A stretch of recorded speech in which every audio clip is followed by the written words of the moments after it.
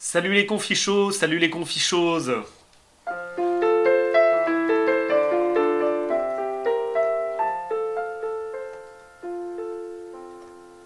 Elle avait un petit quelque chose qui vous faisait quelque chose. Avec elle on se sentait tout chose. Car devant son petit quelque chose, on ne faisait plus la part des choses. Et très vite, on devenait sa chose.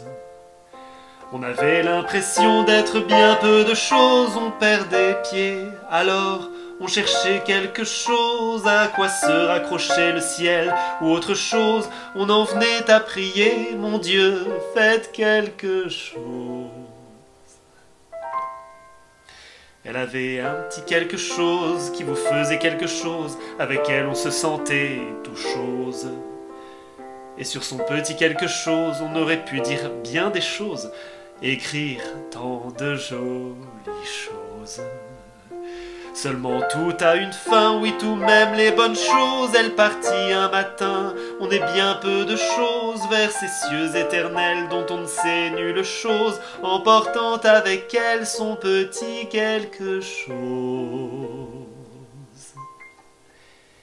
Et depuis l'au-delà, des choses nous reviennent d'elle. C'est pas grand chose, mais les souvenirs, ça fait toujours quelque chose. Bien sûr, ce n'est pas la même chose, et puis ça remue trop de choses. Alors, parlons d'autre chose.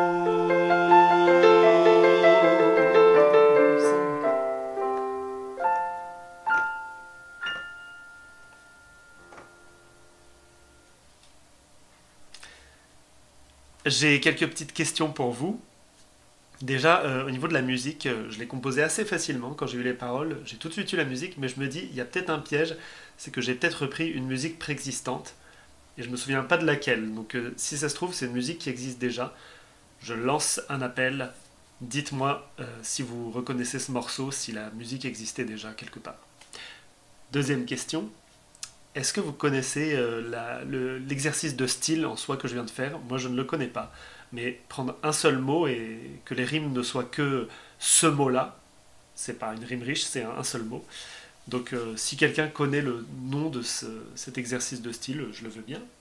Et puis ensuite, dernière question, il y a un texte de Gabriel Charles Abbé de Lattaignant, je l'ai écrit, qui s'appelle Le mot et la chose. Je vous le recommande, il est vraiment super chouette ce texte, Le mot et la chose.